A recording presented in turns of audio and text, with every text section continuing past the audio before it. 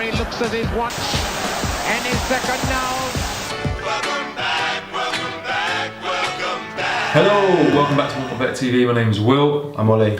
Talking through every Champions League group, little preview before the tournament kicks off. This one, Group H. Good group. Very good Big group. Some big names in here. So we have Juventus, Man United, Valencia, and Young Boys. On paper, Young Boys come bottom of this group. On paper they do. But let's see what research you've done. Okay. So, let's start off with Juventus. We all know about Juventus. Could this be the year they go from being runners-up to winning it? Now they have Mr. Cristiano Ronaldo. Yeah, maybe. He does like the old Champions League, doesn't he? Loves a bit of Champions League, and I think he would love it even more to go to another club and do it. And oh win it. yeah. United. Yeah, he'll prove Real it, wouldn't he? Madrid. He'd love it. Yeah. Just for that.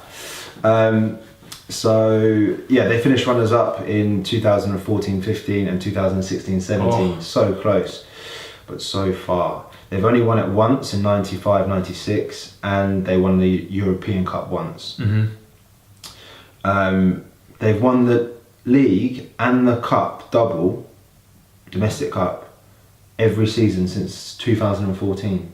They just smash it domestically, don't they? Unbelievable. There's a lot of teams in the Champions League who smash it domestically, but then can't compete on the European It's like stage. PSG. Well, no, I mean, Oh, smaller teams. you know, like the teams that win the Norwegian league, like Rosenborg, teams that win the Ukrainian Even league, PSG, smash it. But then when it comes to anything outside of it, when it comes to competing against the top European teams, they're just nowhere near. It's true. But Juventus are up there. They're Oh, obviously absolutely. up there. So they are that one of the handful of teams who you would say have a chance this year. If they don't get to at least the semis, they'll be like disappointed. very disappointed, especially with that money they've splashed out on Ronaldo.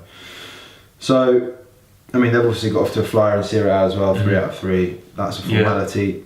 They're going to do well in this group. Where they come, And Ronaldo hasn't even got his shooting boots on yet. Hasn't scored yet. Yeah, no. It's mental. Right, next, Man United. This is a tricky one. It's been a bit awkward at United for like pretty much last season as well. It's basically since Mourhino's come, he hasn't really got his Mourhino vibe there yet. He's annoying a lot of people. Doesn't look like he's in a good mood, does he? He's not in a good mood. He looks a bit upset. The players don't look like they're fully behind him. Yeah. It's a bit sour. He's not getting the most out of the big players either. Yeah. The Pogbas, the Sanchez. Like, if we're going to do anything, I mean, United fan by the way, if we're going to do anything in any tournament or league, He needs to get more on side. they have to be on side, and at the moment they're not, and that's what worries me about, well, any competition. Yeah, but the thing is, if you watch that Man City documentary on, what's it on? Amazon Prime. Yeah. You see how much the team plays for Pep. How passionate he is, and how like I'd love to see he just doesn't have an ego. Doesn't really have an ego at all in the changing room. Yeah. And when you compare it to Mourinho, But you don't know what Mourinho's like. You don't know what he's like in the changing room. True. But he just looks miserable. He doesn't have that like Je ne sais quoi. fire. So I think that's what it is. I think he's lost the fire. I hope he hasn't, because I do actually like Mourinho, but it does what I'm trying to say is the whole state United are in at the moment does worry me when I look at a group like this, that there's scope there to slip up. That's not a foregone conclusion that they're going to qualify from that group. No, definitely. So yeah, I mean, last year got through the groups, got the easiest, on paper, the easiest fixture against Sevilla, lost. Yeah. So I just don't know. No, they're still going to have to work hard in this They group. work very hard in this group. Then you've got Valencia.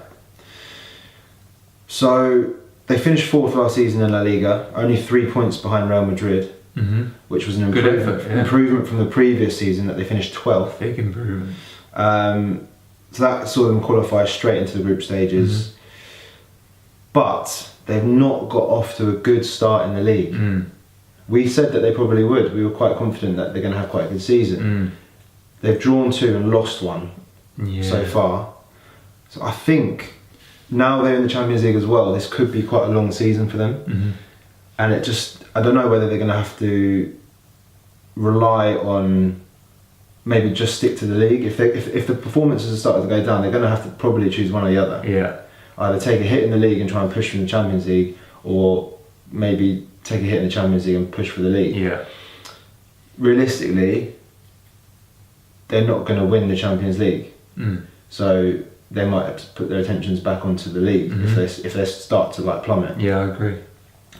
So I'm not sure that they're going to do they're going to do very well in the Champions League at all. Yeah.